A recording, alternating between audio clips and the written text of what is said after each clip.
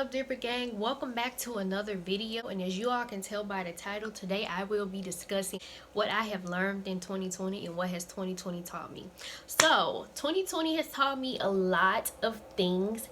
In this video I didn't discuss everything that I learned in 2020, but I just discussed some of the most valuable lessons that I have learned in 2020 and what they have taught me, you guys.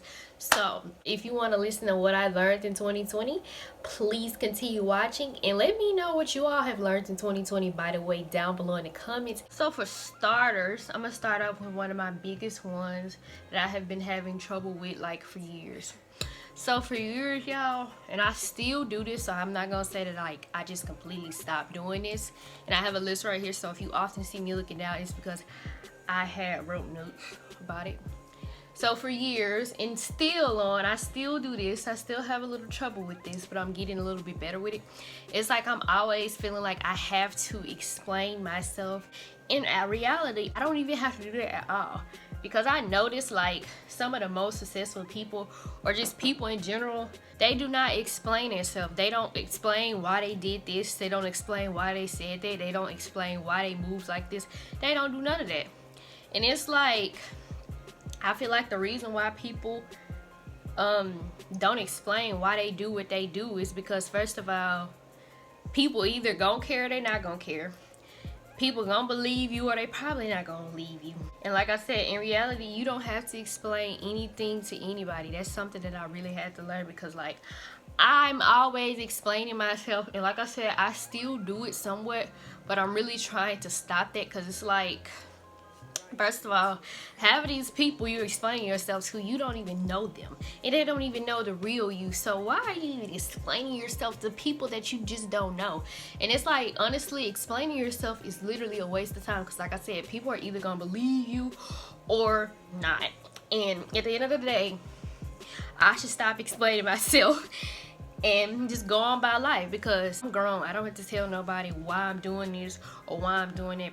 It's honestly nobody's business why I do what I do and stuff like that, because I mean, at the end of the day, who cares? Okay, so the next thing I've learned this year about friendships, and I know I speak on friendships a lot, it's not that I don't have friends, it's just I don't have that many friends. As I've gotten older, I am very cautious about who I call my friend now and stuff like that, because like everybody is not your friend, for one. Everybody does not want the best for you, for two. And that is something that I think I had trouble with for the longest, because like I used to call anybody my friend. And the thing about that is, when I used to do that, I would start seeing things and they would start doing things that like friends wouldn't do. Cause see, me, I value people. I value friendship. I try to, you know, be a good friend and stuff like that, cause I want somebody to be a good friend to me. So it's like, when I was a little bit younger, still now too, I would call literally anybody and everybody my friend. And I had to sit back and realize that everybody isn't my friend, and everybody don't want the best for me. And you know what, it's okay, because I mean, that's just a part of life. And then another thing I realized is, people don't have to be loyal to you, and they don't have to support you. They don't have to be there for you. They really honestly don't have to do anything for you, because first of all, nobody owes you anything in this world. And I feel like the quicker people figure that out, and the quicker that I figured it out, I was like, okay, well, let me reevaluate something. I used to be the type of person that used to think like the world revolved around me. I don't know why. I guess because I was growing up spoiled, so literally anytime I wanted anything, I used to get. And it was like, that really just made me feel like, oh, the world revolves around me. I didn't really say it, but my actions were speaking louder than the words. And the people around me would be like, girl, this world does not revolve around you, and stuff like that. And I had to realize that, because it was like, it was kind of, I don't know what to say, but I'm gonna change the subject. Yes, don't nobody owe you no loyalty. Don't nobody owe you no respect. Owe you no support. Don't nobody owe you anything at all. I feel like once I understood that, I was way better off. Because like I said, I used to believe, oh, the world revolves around me. I didn't really say it, but like my actions would speak louder than my words, and I had to stop that because first of all, the world doesn't revolve around me, and sometimes I can't get everything I want. And this is going into another thing that I learned. I learned that some of the things that I want sometimes are not good for me, and some of those things are not what I really want. And what I mean by that, I'll be like, oh, I want this, oh, I want that, oh, I need this, oh, I need that.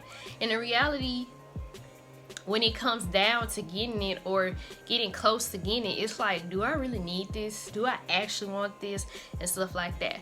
I think that's why this year it has been an eye-opener, because a bunch of things that I used to want and I just used to crave and things like that, I realized that first I don't need it and I really don't want it. I just wanted it at the time and just kept pushing myself to say that I want it, and I really just didn't want that at all. So I had to realize, the reason why I really realized that is because of God, because like I would ask him for some things and like I wouldn't get it, and I would be like, dang, you know, I see another person getting it and it's like, dang, why I can't get it? And I had to realize, like, maybe that wasn't meant for me. Maybe that wasn't really what I wanted. Maybe that's not what God really wanted for me. And I'm a big believer in God, and I feel like whatever I want and God don't want it for me, he's going to replace it or give me something even better than what I actually asked for. So I have become content with being extremely grateful for what I do have, because I don't have to have any of it, you know. Like, I didn't have to get any of anything I have. With that being said, I have become grateful for all of the things I have, because first of all, God didn't have to bless me with any of that, okay? He could have just been like, oh, nope, you don't need that. I've learned that having the things that I want, I really don't want. I'm gonna give y'all a prime example. I, for years, like ever since I was 8, I've always been wanting to be in the medical field, either if there was a doctor or a nurse. And literally, this year and last year taught me that's not really what I wanted to be. That was just what I wanted to be at the time, because you know how your parents and people be like, oh yeah, you should be a doctor and stuff like this. I think it'll be great for you. It sticks with you, and it's like, as you grow, your thoughts and everything start to change. And it was like, something clicked this year, and it was like, that's not really what I want to be anymore. Because first of all, I went through all of that schooling. I didn't even start medical school or anything like that. I was going to start, and then I was like, this is not what I really want. Because like every time I would try, something would literally knock me down. And I'm like, okay, at this point, God, maybe you're telling me that's not what I really want. So I really sat down, self-evaluated, and thought for myself for once. I just stopped and I was like, okay, this is not what I really want, and I can't continue doing this. So I sat down, I asked God, I was like, God, what is it that you want me to be? Because obviously everything I want to be is not working out for me. So can you please just send me a sign? So I gave myself a time limit. I gave myself like 10 days. And during the 10 days, I was like, okay, God, I need a sign, because like I don't know what to think. I don't know what to do. And it's like I feel like I'm in college for no reason right now. And I really need to, figure out what I need, what I'm going to be. So basically, I just kept seeing this certain word. I kept seeing these places literally everywhere. I don't know why, when I never really just paid attention to it or anything like that. So I was like, okay, God, is this what you want me to be? And my prayers was answered. I wouldn't say the whole journey of what I'm trying to be, like what I'm in school for, is easy, but it has most definitely been way more easier than what I originally thought I wanted to be, which was a nurse or a doctor. So I am very grateful and thankful for that. So another thing I want to discuss is no one is going to save you. You have to save yourself. You have to be there for yourself. You have to provide for yourself. You have to make things happen for yourself, because nobody else is going to be like, okay, this is what you gotta do. The reason why I'm saying this is because I'm an adult now, and yes, I have people here to guide me, but they're not going to be here every step of the way telling me what I need to do and what I don't need to do, because that is my responsibility as becoming an adult, is to learning things from other people who have been in my position, or you know, just trying new things out and learning for myself, because honestly nobody's going to save me. Nobody's going to be like, do this, do that, or you're supposed to do this, you're supposed to do that. Brianna, you're supposed to pay your bill. Brianna, you're supposed to pay your light bill. Brianna, you're supposed to go to the doctor. No, you have to do that yourself, because if you don't, you will see what happened. But that is something that I had to learn. I had to learn that nobody's going to save me. Yes, people may be here to help me, but they cannot save me every time, because it's what it is. Okay, so one of the most very important things that I've learned this year is to not take people or things for granted. So I feel like in 2020, well, before 2020, but before we officially announced Corona, we took, I took for granted of, being outside freely without having to wear a mask, going out with friends without having to wear a mask, not going to see my people enough, not being around family enough physically, and not talking to family members enough, not checking on family members enough, and things like that. So I've had literally maybe 4 to 5 people in my family, or they were just friends of the family and stuff like that, suddenly just up and pass away. Some was due to COVID, most was due to cancer, and or just something unfortunately just happened. So I do wish, I don't say I regret anything, I just wish that I checked up on those people more, I was around those people a little bit more, and I spent a little bit more time with them before it was their time up. And like literally I probably 7 to 8 people have died, but it was some in 2019, but it was very close to January, so that's why I'm saying it. And like I have been pretty strong about it, because it's like now that I've gotten older, death is like weird to me, but it's a part of life, and I have to really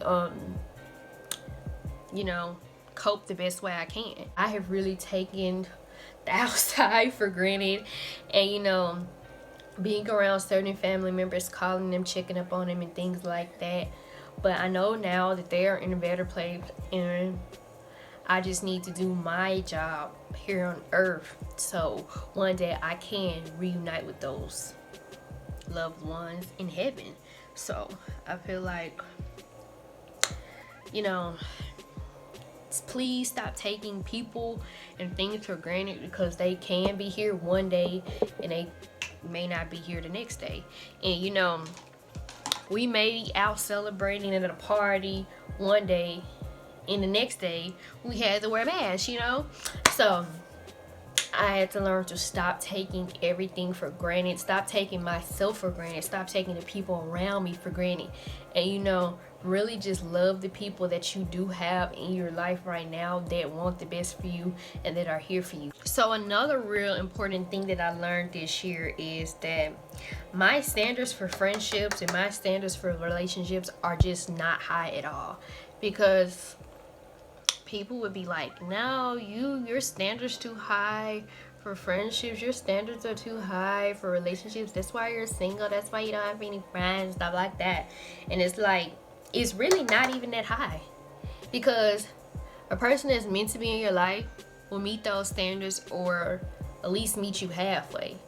And the thing about me is, what I am asking from others, I can offer myself. So why would I offer all this goodness and you just give me the bare minimum? Like, no baby, that's not what we're doing. So yeah, it's like people would constantly always say your standards too high and stuff like that, and I'm like, no it's not. So yeah, I was like, my standards aren't too high, they're good, they're they're where they're supposed to be. And if a person cannot meet my standards, then they just honestly don't need to be in my life. And another thing about people being in your life, y'all, I literally ask God all the time. Like when somebody new is trying to be friends with me or trying to get with me, or you know, just somebody new is coming in, or things like that, I always ask God, reveal the people in my life that are not right for me. And for anybody that is coming in my life, please let me know if I should let them in my life, like friendship wise, relationship wise, and acquaintances wise, because you never know who you are inviting in your life. Like I said, everybody is not good for you. Everybody is not your friend. Some people will see that you have this light, this shiny light, and try to reach for it because they're in a dark place, and they try to just take from you. And if a person is constantly always taking from you, you don't need them in your life, okay? Because it is people out there like that. Like they will constantly just take from you because they see that you have this power, you have this light that everybody loves and adore, or you just have this gifted light from God. And I feel like that is literally me. Like I have this shiny light that God has given me, and it's like some people, it's like, ooh, she got that, let me be her friend, or let me get close to her, and you know, try to take that light from her. And it's like, I don't like that. It's like, you cannot be using people. Because karma is real. Karma will come back to you in things like that, okay? So, don't be using nobody. Make sure that your intentions are always pure and your intentions is always good towards anybody that you come in contact with. Because if they're not, I promise you, it will come back and bite you in your tail, okay? Something else that was extremely valuable that I learned this year was to save and invest. So I saved for my experiences, which was traveling, you know, someplace. I did this year, and I learned this year how important it is to save and invest. So now I save for stuff that I really want, or I just save for emergencies, or you know, just being an adult and just saving money in general, because it's not like I can go out and go spending, you know. And I decided to invest in things that will make me money. So instead of always going out buying fast food and stuff like that, that's really a waste of money. I learned to start saving my money and just, you know, per se, eating fast food. Fast food, for one, is not healthy for me, and I don't supposed to be eating it. So instead of getting fast food, I'll be like, nah, I'll just eat something that's healthier at home, and then, you know, and plus it'll save me money. So now I really invest my money into things that I really want, or things that will make me more money, because it's like, sis, you can't be just spending your coins on things that's not gonna matter in the future, or that's not gonna remake you any money. So gotta think smart, sis, okay? So something else that I learned this year is that everybody is not for you. And what I mean by that, just because you have like pure intentions for somebody does not mean they will have pure intentions for you, and does not mean that they necessarily like you and stuff like that. And you know, it's okay not to be for everybody, because you are made different. You may have this and this, and they may have that and that. That is what makes everybody different. And it's okay if they don't like you. It's okay if they don't agree with everything you say. It's okay if, you know, y'all aren't clicking, because everybody is different. And honestly, you're not for everybody, and I know I'm not for everybody. So, you know, if you feeling that way, it's okay and it's cool. You just be around people that are for you. And honestly, you guys, when I entered this year, I had high expectations. Some of the expectations was met, some of them wasn't. But due to COVID has been a blessing in disguise, honestly. Honestly, a couple months ago, I could not say that, but I honestly can say it now, because without COVID, I wouldn't have learned the things that I've learned. I wouldn't have been in the situations to help me grow mentally and emotionally and spiritually if I didn't. I wouldn't have been closer to God like I am now. I wouldn't have loved myself like I do now. I wouldn't have known the things that I've known as I do now. So honestly, 2020 has been a blessing in disguise, and I am very grateful and I am very thankful for everything that has happened. I had to adjust to change, and I feel like in order to grow, you will have to change Ryan as a Little. person in the inside, and I most definitely